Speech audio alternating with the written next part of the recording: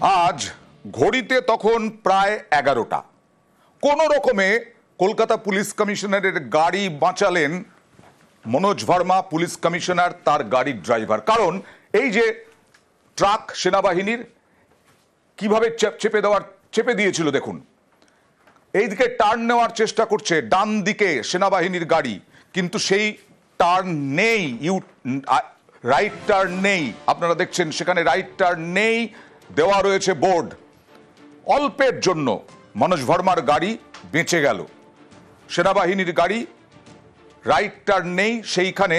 এটা হচ্ছে writers building এর সামনে, মহাকরণের সামনে। মহাকরণ থেকে লালবাজার যাওয়ার যে সোজা রাস্তা, তার বাঁদিক ঘেঁষে যাচ্ছিল সেনাবাহিনীর গাড়ি।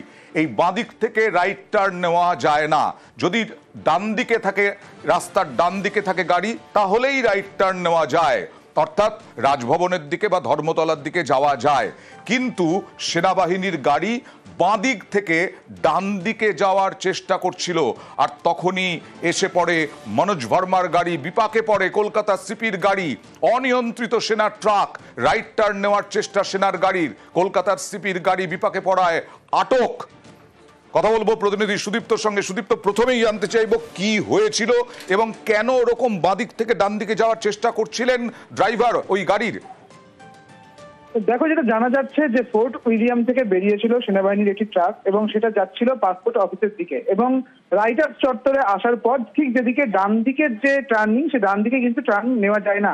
অথচ যেটা দেখা গেল যে সেনাবাহিনীর যে ট্রাক, সেই ট্রাক কিন্তু ডান দিকে টার্নিং নেওয়ার চেষ্টা করলো, এবং চেষ্টা করার সময় যে বিপদ ঘটতে পারত, কারণ মনোজ ভার্মা অর্থাৎ পুলিশ কমিশনার মনোজ ভার্মার গাড়ি সেই সময় ওই দিক দিয়েই পাস করছিল, কিছু একদম বড় একটা বিপদ ঘটতে পারতো। কিন্তু সেই মুহূর্তে সেই গাড়িটি অর্থাৎ মনোজ ভার্মার গাড়ি পাশ কাটিয়ে বেরিয়ে যায়, এবং যিনি ট্রাফিক গার্ড ছিলেন, যিনি ট্রাফিক পুলিশের পক্ষ থেকে ওই চত্বরে ছিলেন কর্মরত, সেই ট্রাফিক পুলিশ তিনি সেনাবাহিনীর ওই যে ট্রাকটি তাকে আটকায়, এবং তারপরে চালককে নামানো হয়, এবং চালকের সঙ্গে একজন অফিসার ছিলেন সেনাবাহিনী, তাকেও নামানো হয়। এবং তারা বলেন যে যেটা তাদের সঙ্গে কথা বলে জানা গিয়েছে, তারা বুঝতে পারেননি যে সেই দিক দিয়ে কোনোভাবে টার্নিং নেওয়া যাবে না, এবং তারপরে তাদেরকে যেটা বলা হয়েছিল যে অফিসার তারা আসেন এবং হেয়ার স্ট্রিট থানায় তাদেরকে নিয়ে যাওয়া হয়েছিল।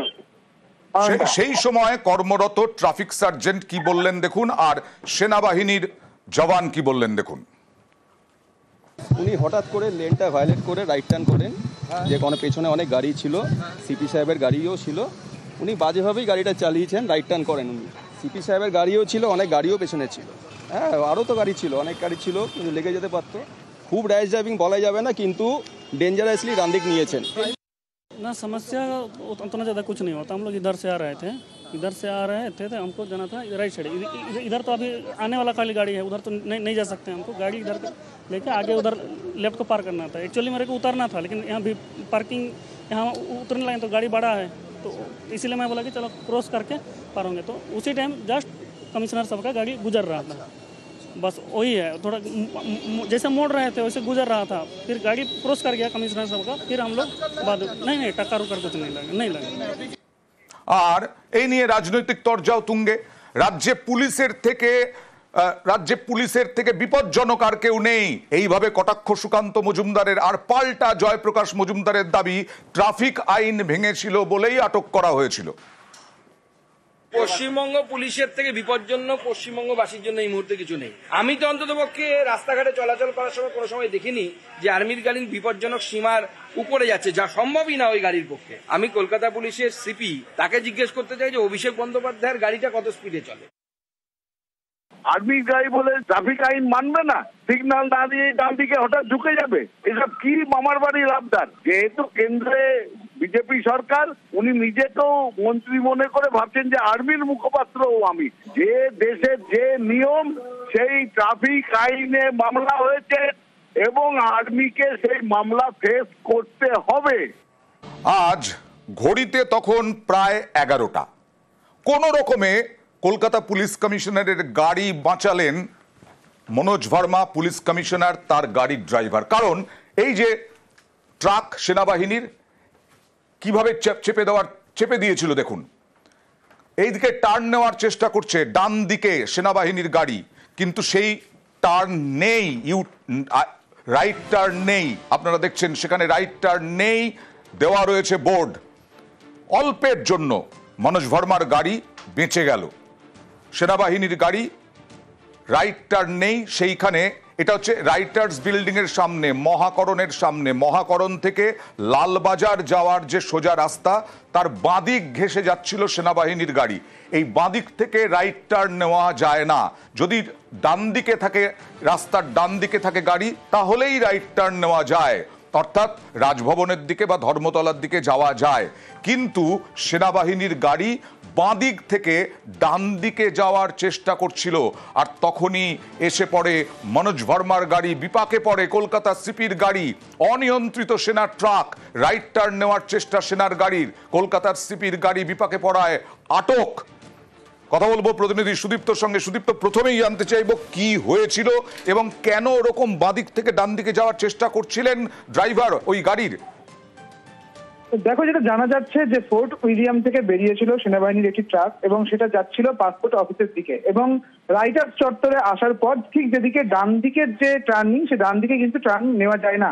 অথচ যেটা দেখা গেল যে সেনাবাহিনীর যে ট্রাক, সেই ট্রাক কিন্তু ডান দিকে টার্নিং নেওয়ার চেষ্টা করলো, এবং চেষ্টা করার সময় যে বিপদ ঘটতে পারত, কারণ মনোজ ভার্মা অর্থাৎ পুলিশ কমিশনার মনোজ ভার্মার গাড়ি সেই সময় ওই দিক দিয়েই পাস করছিল। কিছু একদম বড় একটা বিপদ ঘটতে পারত, কিন্তু সেই মুহূর্তে সেই গাড়িটি অর্থাৎ মনোজ ভার্মার গাড়ি পাশ কাটিয়ে বেরিয়ে যায়, এবং যিনি ট্রাফিক গার্ড ছিলেন, যিনি ট্রাফিক পুলিশের পক্ষ থেকে ওই চত্বরে ছিলেন কর্মরত, সেই ট্রাফিক পুলিশ তিনি সেনাবাহিনীর ওই যে ট্রাকটি তাকে আটকায়, এবং তারপরে চালককে নামানো হয়, এবং চালকের সঙ্গে একজন অফিসার ছিলেন সেনাবাহিনী, তাকেও নামানো হয়। এবং তারা বলেন যে যেটা তাদের সঙ্গে কথা বলে জানা গিয়েছে, তারা বুঝতে পারেননি যে সেই দিক দিয়ে কোনোভাবে টার্নিং নেওয়া যাবে না, এবং তারপরে তাদেরকে যেটা বলা হয়েছিল যে অফিসার তারা আসেন এবং হেয়ার থানায় তাদেরকে নিয়ে যাওয়া হয়েছিল। সেই সময় কর্মরত ট্রাফিক সার্জেন্ট কি বললেন দেখুন, আর সেনাবাহিনীর জওয়ান কি বললেন দেখুন। উনি হঠাৎ করে লেনটা ভায়োলেট করে রাইট টার্ন করেন, যে কোনো পেছনে অনেক গাড়ি ছিল, সিপি সাহেবের গাড়িও ছিল। উনি বাজেভাবেই গাড়িটা চালিয়েছেন, রাইট টার্ন করেন উনি। সিপি সাহেবের গাড়িও ছিল, অনেক গাড়িও পেছনে ছিল। হ্যাঁ, আরও তো গাড়ি ছিল, অনেক গাড়ি ছিল, কিন্তু লেগে যেতে পারতো। খুব র্যাশ ড্রাইভিং বলা যাবে না, কিন্তু ডেঞ্জারাসলি ডান দিক নিয়েছেন।